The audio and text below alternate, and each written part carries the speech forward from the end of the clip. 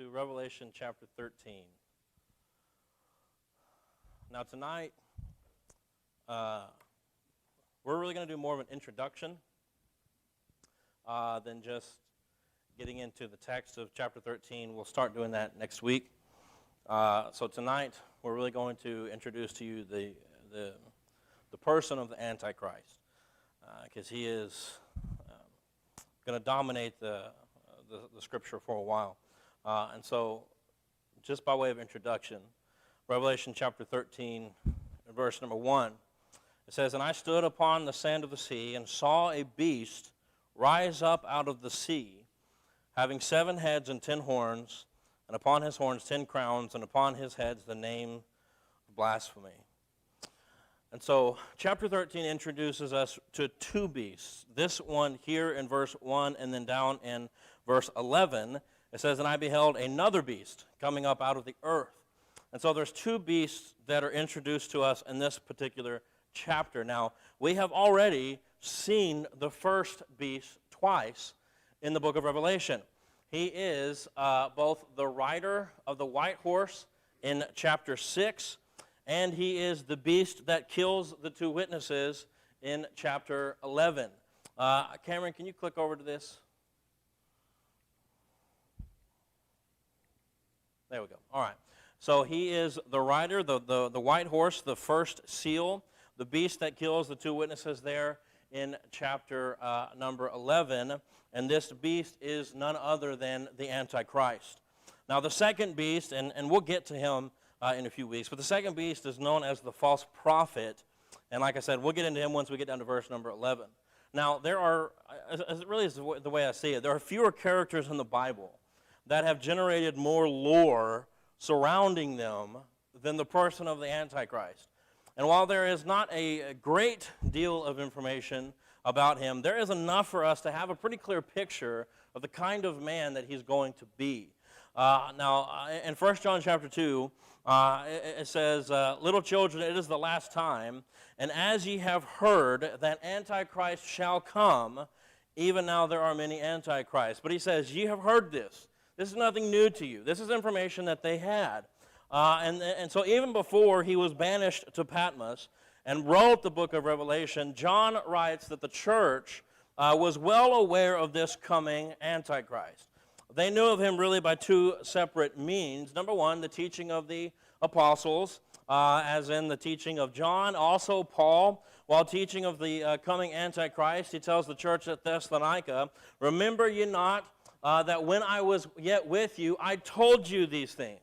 And he's specifically talking about end times and the Antichrist when he writes this. And so he says, "Remember, when I was there, I taught you about this." And so they knew about this, number 1, through the teaching of the apostles, both Paul and we can assume John, and the Old Testament prophets, particularly Daniel.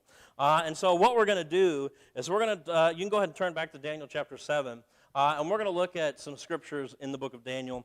And so this coming man is probably most clearly seen through the various titles given to him throughout the scriptures. And like I said, primarily the book of Daniel. Now, we're not going to take the time tonight to describe all of these scriptures that we're going to talk about in detail. That would take a long time to do that. But what we're mainly trying to do is just kind of pull out the titles and the characteristics of the Antichrist that these scriptures are going to give to us, because we're kind of jumping in and out of several different prophecies given by Daniel. And so some of these we will come back to and talk about in our study of Revelation. But tonight we're just looking at the one specifically regarding the Antichrist. And so Daniel chapter 7, we'll start in verse number 8. It says, "I considered the horns, and behold, there came up among them another little horn, before whom there were 3 of the first horns plucked up by the roots. And behold, in this horn were eyes like the eyes of man, and a mouth speaking great things." And then going down to verse number 21, this is a kind of a continuation of the same prophecy here, but verse 21, "And I beheld in the same horn," that little horn of verse number 8, "that same horn made war with the saints and prevailed against them, until the Ancient of Days came, and judgment was given to the saints of the Most High, and the time came that his saints possessed the kingdom. Thus he said, the fourth beast shall be the fourth kingdom upon earth, which shall be diverse from all kingdoms, and shall devour the whole earth, and shall tread it down, and break it in pieces. And the 10 horns out of this kingdom are 10 kings that shall arise, and another shall rise after them, and he shall be diverse from the first, and he shall subdue 3 kings. And he shall speak great words against the Most High, and shall wear out the saints of the Most High, and think to change times and laws, and they shall be given into his hand until a time and times, and the dividing of times are 3.5. Verse 26, but the judgment shall sit, and they shall take away his dominion to consume and to destroy it unto the end. And the kingdom and dominion and the greatness of the kingdom under the whole heaven shall be given to the people of the saints of the Most High, whose kingdom is an everlasting kingdom, and all dominion shall serve and obey him. But we'll go ahead and stop right there. And so in this text, you see quite a lot of things, but the title that's commonly referred to here is he is referred to as the little horn. Now, a horn in Scripture almost always refers to strength or power. And that's the idea here with regards to the Antichrist. He is the little horn who comes up after these 10 other horns. And again, like I said, we don't have time to get into what all of these things mean in this particular vision of Daniel. But we see him as the little horn that arises out of Daniel's vision of the 4 beasts. And that 4th beast had 10 horns, and then this little one comes up and overtakes 3 of them, and then his dominion, his kingdom is worldwide, and he's dominating the world. And so this little horn grows out of a confederation of 10 kings, and then it eventually takes out 3 of those kings, and then sets up his own kingdom, which again, that we saw there was as he's breaking down the world, and it's a worldwide kingdom. But he is the little horn here in Daniel chapter 7. Go to Daniel chapter 8. Just the next chapter, Daniel chapter 8, and start reading in verse number 23. Daniel chapter 8, verse number 23, and it says, and in the latter time of their kingdom, when the transgressors are come to the full, and here's where it comes in, a king of fierce countenance, and understanding dark sentences shall stand up, and his power shall be mighty, but look at this, but not by his own power. And he shall destroy wonderfully, and shall prosper, and shall practice, and shall destroy the mighty and the holy people. And through his policy also, he shall cause craft to prosper in his hand, and he shall magnify himself in his heart, and by peace shall destroy many. That's another interesting phrase, by peace shall destroy many. He shall also stand up against the prince of princes, but he shall be broken without hand. And so again, we see a reference here to the Antichrist. And here we see him as the king of fierce countenance. There at the second half of verse 23, the king of fierce countenance. And again, there's a lot of different things in there, but we see already some things that we've talked about in the book of Revelation. Specifically there, where was that? Verse number 25, it says, and by peace shall destroy many. We talked about that with regards to the very first seal. This rider in the white horse comes, and he promises peace, and he conquers the world through his promises and through his ability to speak with great craftiness and deception, and that all comes into play with the way he's getting his power, and we'll talk about that here in a minute. Go to Daniel chapter 9, verse number 26. Daniel 9, verse number 26. And here again, we're jumping into another prophecy here of Daniel's 70 weeks. But in verse number 26 here, it says, and after 62 weeks shall Messiah be cut off, but not for himself. And then here it says, and the people of the prince that shall come shall destroy the city and the sanctuary, and the end thereof shall be with a flood, and unto the end of the war desolations are determined. And so here he is seen as the coming prince. And we're going to come back to this verse a little bit later, and we'll talk about it a little bit more. But he's seen as the coming prince, all right? So Daniel chapter 11, verse number 36. Daniel chapter 11, verse number 36. And it says, and the king shall do according to his will, and he shall exalt himself and magnify himself above every god, and shall speak marvelous things against the God of gods, and shall prosper till the indignation be accomplished, for that is determined shall be done. Neither shall he regard the God of his fathers, nor the desire of women, nor regard any god, for he shall magnify himself above all, but in his estate shall he honor the God of forces. And a God whom his father knew not shall he honor with gold and with silver and with precious stones and pleasant things. And so here we see him as the willful king, and that really comes there again from verse 36, and the king shall do according to his will. And so by the willful king, that's in reference to the fact that at least for a time, for a short time, this king is going to come and with very little, few exceptions, is going to do literally anything he wants to do. And he's going to have that ability, and he's going to have that authority, he's going to have that power. It's for a short time, but he's basically going to get to do anything and everything he wants to do. And we'll see that play out again as we continue on in the book of Revelation. But let's go on to the New Testament and look at 2 Thessalonians chapter 2. 2 Thessalonians chapter 2. And it wasn't that long that we were going through this particular chapter. But 2 Thessalonians chapter 2, we see in verse number 3, it says, "Let no man deceive you by any means, for that day shall not come except there coming a falling away first, and that man of sin be revealed, the son of perdition." And so here in 2 Thessalonians 2:3, he's called the man of sin, and he's called the son of perdition, and that word perdition means destruction. And so again, talking about the things that he's coming to do, and then one other, and we actually read it earlier, but we'll go ahead and look at it. 1 John chapter 2. 1 John chapter 2, and this is where we get the title that he is most commonly known by. But 1 John chapter 2, verse number 18, it says, "Little children, it is the last time, and as ye have heard that Antichrist shall come," and he goes on to say, "Even now there are many antichrists, whereby we know that it is the last time." And so we see the little horn. We see the king of fierce countenance. We see the coming prince. We see the willful king. We see the man of sin. We see the son of perdition. And we see Antichrist.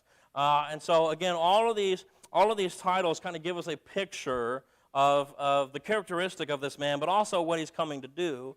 And so it becomes clear when you read through these that this man will come, number one, in absolute opposition to God. He will come to set up a kingdom. He will come to make himself king. He will come to destroy the world, and specifically the saints. Specifically, saved Jewish people, and probably all Jewish people in general, but more specifically saved Jewish people, and I believe saved Gentiles as well. And so this is what this man, this is what he's coming to do.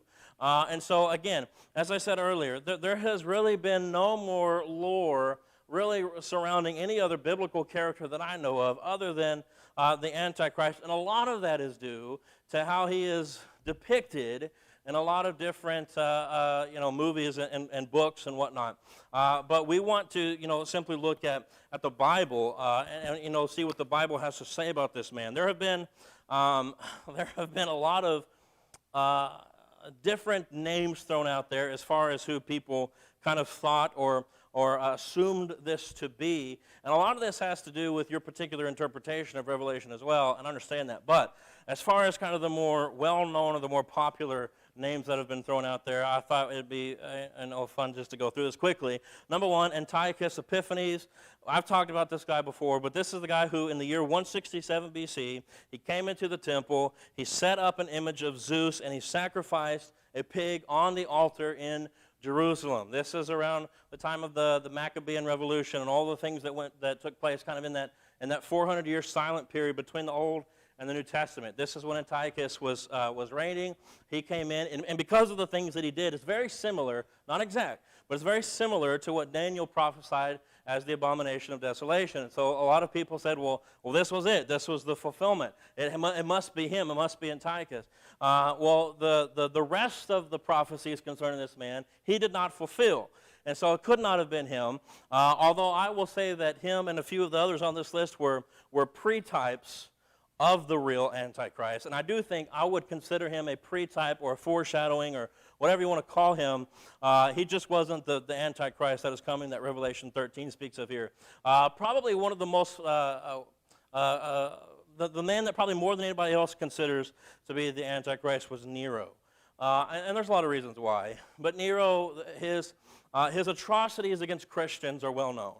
They're well documented. People understand how sick and demented this man was when it came to his torture and murder of the Christian people. I mean, to the point where he literally would nail them to crosses and set them on fire and use that to light his way as he went in certain areas of his where he lived. And so we're talking about a man who was obviously probably demon-possessed, had a lot of issues, and a lot of people, because of the things that he did, they think, well, obviously this fits with the description that we have of the Antichrist. And then furthermore, I think this is people trying to force him to be the Antichrist, but furthermore, a lot of people have tied his name to the number of the beast that we'll talk about later on in this chapter. But they tie his name to the number of the beast, the 666 that everybody's so familiar with. Now, in ancient Hebrew and Greek, letters could be represented by a number. And I'll give you an example of this in just a second. Letters could be represented by a number. Therefore, some words could be represented by their numerical sum. And I'll explain this. If you took, for example, the name Jesus in English, if you took the name Jesus in English, the letter J is the 10th letter in our English alphabet. The letter E is the 5th, S is the 19th, and U is the 21st. And so therefore, the name Jesus, if you include the S twice, the name Jesus would have a numerical value of 74 if you did it in that particular manner. Now, the only way in which you actually get Nero's name to add up to 666 is if you don't just call him Nero, you must call him Nero Caesar, and then you must transliterate that name into Hebrew from Greek. And only then does the name actually add up to 666. And so this is what I mean by, I think people are thinking, it's got to be Nero. There's got to be a connection here somewhere. And they're forcing this into it. And I don't think that the number of the beast is going to be a numerical sum of the person's name. But that's just me anyways. But anyways, Nero is a very popular person that people give out as far as who the Antichrist might have been. Historically, the Pope, pretty much every Pope, has been regarded as the Antichrist. Men like Martin Luther and John Calvin were absolutely certain that the Pope was the Antichrist, and that the Catholic Church in general would be the false religion of the end times. And so again, like I said, almost every Pope has had people saying he is most definitely the Antichrist. Adolf Hitler is another man who I think is a pre-type of the Antichrist. And, this one's obvious. It's no wonder why people would suggest him as, given his ferocity and killing God's people. And really, as far as I'm concerned, I think his ferocity in killing God's people is only going to be surpassed by the actual Antichrist. And so, again, it's obvious why people would suggest him. And then once you get into more modern times, pretty much any world leader's name gets thrown out there as the Antichrist. I've heard personally people call Vladimir Putin. There for a while, not so much anymore, but there for a while, a lot of people thought Prince William. Barack Obama, his name when he was president came up all the time. Today, Donald Trump's name comes up all the time. Basically, any man with any sense of world power by somebody will be seen as the Antichrist. But here's the thing. As much as we may want to peg down a particular person as the Antichrist, the fact is we don't know who it's going to be. We just don't. I'm off again. And so we just don't have, the Bible doesn't tell us here's who it's going to be. Now, it's possible that this man isn't going to come into any real power until after the rapture happens. Now, I can't say that dogmatically, but I think he will have some degree of power at that particular moment. But I think, in my opinion, it's the rapture that's going to excel him into his position that allows him to do some of the things that we see take place. I don't think, and again, this is me, this is my opinion. I don't think that Christians will know who it is prior to the rapture. I just don't. That's me. I could be 100% wrong on that. Because again, I think it's going to be the rapture that is this cataclysmic event that gives him the push he needs to come into the power that we're going to see later on. But let's look at this man's background a little bit. There's actually a big debate as to whether or not this man is going to be a Jew or a Gentile. This is a debate that goes on. Now, those who say that he is going to be Jewish typically point to a verse we read earlier, Daniel chapter 11, verse 37. Neither shall he regard the God of his fathers. And so they would say, well, clearly that's in reference to the Jewish God. Therefore, he must himself be Jewish. And so they kind of take this as a reference to him being a Jew. Furthermore, a lot of people will say, well, this man is going to be accepted by Israel, and very possibly even as their Messiah. Jesus hints at that in the book of John. And so it would be that obviously they're not going to accept a Gentile, and so this man must be a Jew. I will say that I don't hold that opinion. I think that he's going to be a Gentile. Those who claim Gentile, those who hold to my opinion, look to another verse in Daniel 9:26. We read this earlier. And the people of the prince that shall come shall destroy the city and the sanctuary. And so it says the people of the prince that's coming, that's the Antichrist. And who's the people of the prince that came and destroyed the city? It was the Romans. The Romans in 70 AD, they came, they destroyed the temple, they destroyed the city, they burned everything. And so the people of the prince that shall come were the Romans. Furthermore, we read it earlier, but in Revelation chapter 13, verse number 1, we see the very first thing we see about the beast is him rising out of the sea. And the sea, not always, I'd freely admit, but the sea sometimes in the Bible is seen as a reference to Gentile nations. In fact, later on in the book of Revelation, it is seen that way. Revelation chapter 17, verse 15. And he saith unto me, the waters which thou sawest, where the horse sitteth, are peoples and multitudes and nations and tongues. And so there's specific reference later on in the book of Revelation to the sea as being a symbol for the Gentile nations. And then lastly, one other reason why I would claim that he would be a Gentile. We studied Revelation chapter 11 a few weeks ago. In Revelation chapter 11, verse number 2, it says that the Gentiles are going to tread the holy city underfoot for 42 months. It would seem that to suggest then a Jewish Antichrist would be in opposition to that particular statement. If it's going to be tread underfoot by Gentiles, that would seem to suggest that it's a Gentile doing the treading. This is just where I stand on this. And there's really more that you could go into on both sides of this. But for me, it seems to make more sense that he's going to be a Gentile given all these things. Now, at the end of the day, it doesn't matter. At the end of the day, it doesn't matter one bit. More important than who he is, more important than where he comes from, more important than any of this is this particular question. Where does he get his authority? Where does he get his power? This is the question. Because to me, at the end of the day, whether or not he's Jew, whether or not he's Gentile, it's not going to make a lick of difference regarding the things he's going to do. He's going to do the things we read about in Scripture, whether he's a Jew, whether he's a Gentile. And so where does he get this authority? Where does he get this power? And so the ultimate answer to who this man will be is this. He is an eloquent, charismatic, and intelligent pawn of Satan. That's who this man is. That's who he's going to be. Whether he's Jew, whether he's Gentile, I won't go into all that. But no matter who this man is, ultimately that's who he's going to be.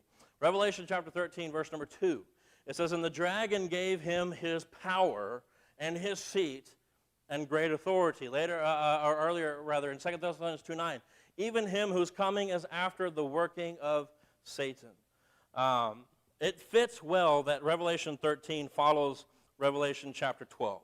As we've been seeing the last few weeks in Revelation chapter 12, we've seen the story really of the dragon, right? That's kind of what Revelation chapter 12 is about. We see the dragon in his original fall. And after this fall, we see him attacking the woman. Later on, attacking the child of that woman. And then later on, there's another ultimate fall from heaven where he's bound to earth. And what do the angels say? Woe to the inhabitants of the earth, because he's fallen and he knows he doesn't have a lot of time left. And so we go right into chapter 13, where now we have this beast coming up out of the sea who has the power of that very dragon. Why? He will be the tool that the dragon uses to carry out his final push to attack the woman, attack the child, and attack, as we saw at the end of chapter 12, the seed or the remnant of the seed of the woman. And so basically, that's why I describe him as a pawn. That's what this man is. He is a pawn that will be used by Satan. Now, the questions could come up. Is he a willing pawn, or is he fighting against this? Well, I think he's probably willing, because I read somebody kind of described it this way. This man is going to take the bribe, or whatever you want to call it, that Jesus rejected when he was tempted by Satan in the wilderness. And so he's going to be given what Satan promised to Jesus. I'll give you the world. Well, this man's going to take him up on his offer. And so he's going to get it, and he's going to get it the power that he desires. Not for as long as he wants, I'm sure, but he is going to get it for a time. And so this man, for all of the human characteristics he may have, he will do the things he's going to do because he's being powered by Satan.